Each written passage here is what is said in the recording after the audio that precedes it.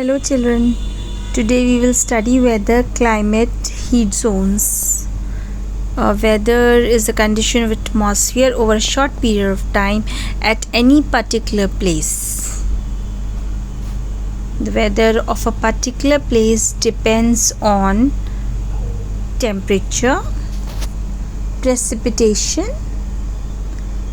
air, wind, atmospheric pressure, humidity. Now, weather is not constant, it keeps changing. Weather keeps on changing as a continuous process. The weather is described as sunny, cloudy, rainy. Climate can be defined as the average overall condition of the atmospheric elements over a larger region for a longer period of time. The climate of a place is permanent in nature because it is normally assessed by analyzing the weather condition of that place for about 35 years. It is a stable pattern of the weather condition of a region for the whole year. Climate does not change easily like weather. Climate helps us to divide the earth into different climatic belts. Factors that affect the climate of a place. Distance from the equator. The places which are near the equator receive direct rays of the sun and remain hotter than the places which are far away from the equator. Sun's rays fall vertically over the equator, but as we go towards the poles, the sun rays become slanted and therefore such places remain cooler than the places which are near the equator.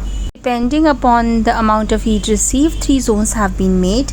The torrid zone, the areas that lie on either side of the equator between the Tropic of Cancer and the Tropic of Capricorn, form the torrid zone. Hot and humid throughout the year.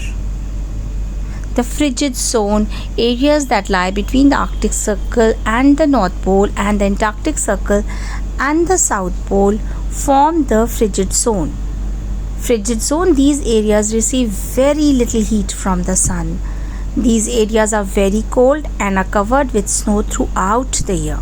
Temperate zone lies between the torrid zone and the frigid zone in both the hemispheres. They have a moderate climate. Second factor that affects the climate of a place is height above the sea level, which is called its altitude. We like to go to hill stations during summers. The reason is that hill stations have a higher altitude and so they remain cool in summers. As the height increases, the temperature decreases. Third factor, direction of the wind. Wind is the movement of air from one place to another. The direction of wind influences the climate of a place. The wind also carries moisture. If the wind comes from a hot area, it increases the temperature of a place, but if the wind comes from a cold area, it makes the place cooler. Fourth factor which affects is humidity. It refers to the amount of water vapor in the air. Humidity also affects the climate of a place. The wind which comes from the sea brings a lot of water vapor. Therefore, coastal areas receive more rainfall than the other regions. This helps these regions to remain cool. Fifth factor, distance from the sea. Coastal areas are neither hot nor cold. They have a moderate climate. Sea breeze keeps the coastal areas cool in summers, while in winters the same sea breeze keeps them warm. Places away from the sea are very hot in summers and extremely cold in winters. Land heats up faster and also cools faster than water. During the day, the air above the land gets heated faster and it rises. The cool air from the sea rushes towards the land, making it cool. This is called sea breeze. The reverse happens at night, causing the land breeze. The temperature of a place near the sea is affected by the sea. What are eclipses? An eclipse is an astronomical event that occurs when a heavenly object is temporarily obscured by the shadow of another body or by having another body pass between it and the viewer.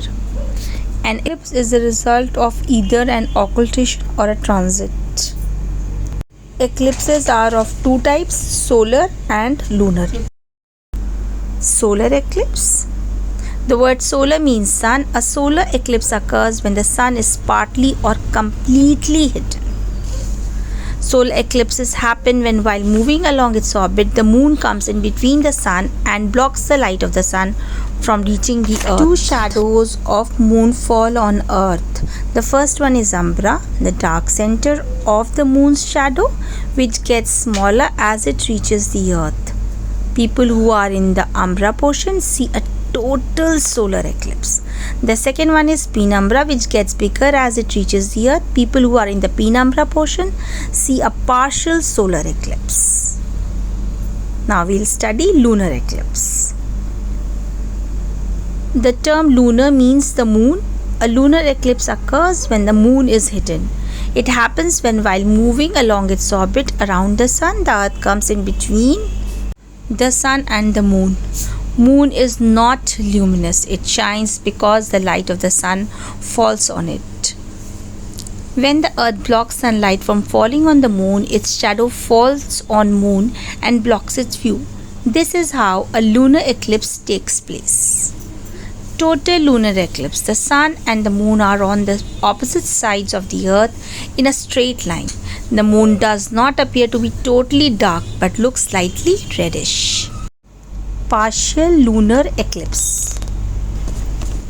Only a part of the moon moves into the earth's shadow.